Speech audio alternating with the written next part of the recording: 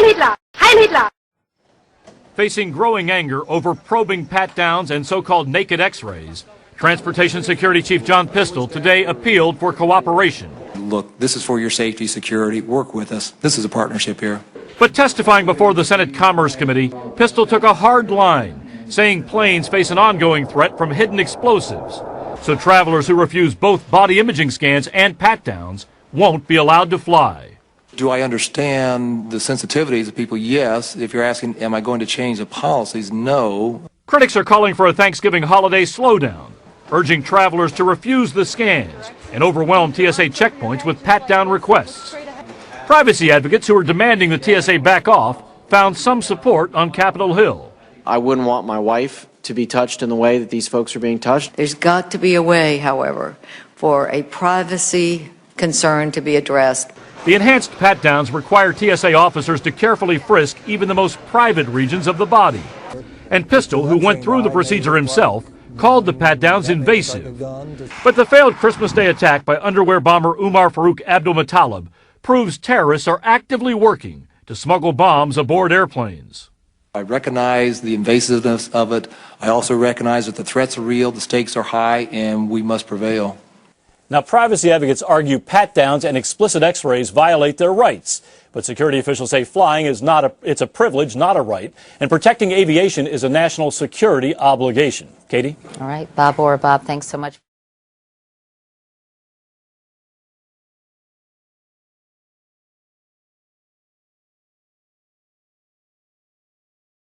Well, taking our shoes off, not traveling with large bottles of liquids, that's our post-9/11 reality when we fly. But as the chief correspondent Joe Shortsleeve explains, some travelers are wondering if security officials sometimes go a little too far.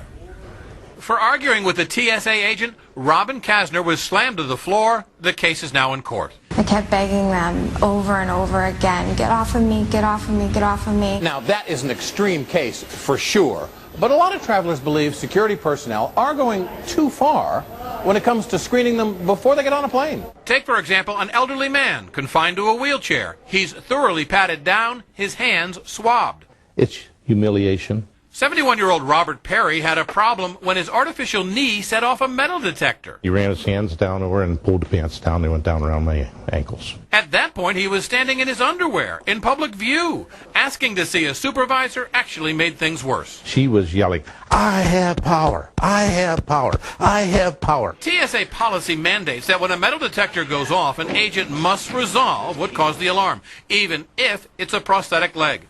Michael Angone lost her leg to cancer as a child. She flies frequently for concerts and says she always tells agents her leg could set off the metal detector, but it doesn't always help. I've had to completely take my pants off and show them like my entire leg before. Unfortunately, some in the TSA, they take their jobs a little too seriously. Robert Siciliano is a Boston area security consultant.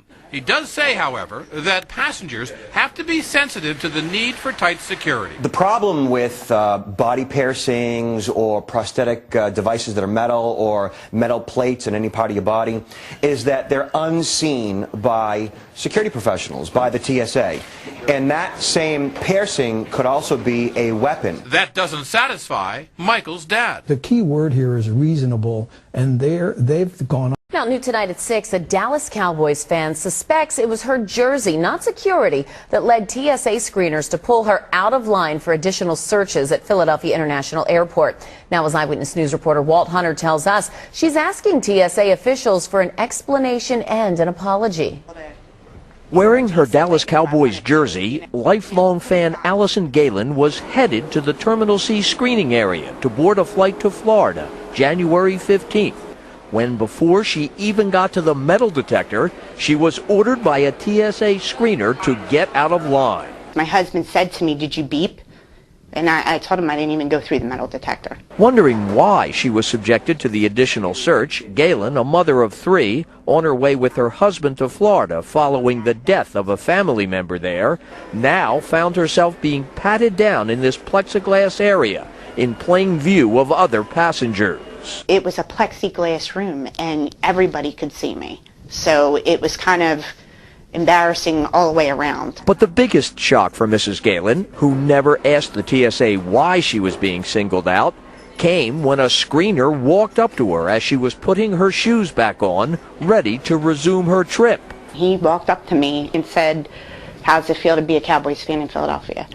You know, and I kind of went, I did tell him, wow. Galen says if in fact TSA screeners pulled her out of line for a search because of her Dallas jersey, and if they think it's a joke, she isn't laughing. People need to understand that you can't joke in this day and age with, you know, people around the world that are trying to hurt us as Americans, and you just can't joke about that.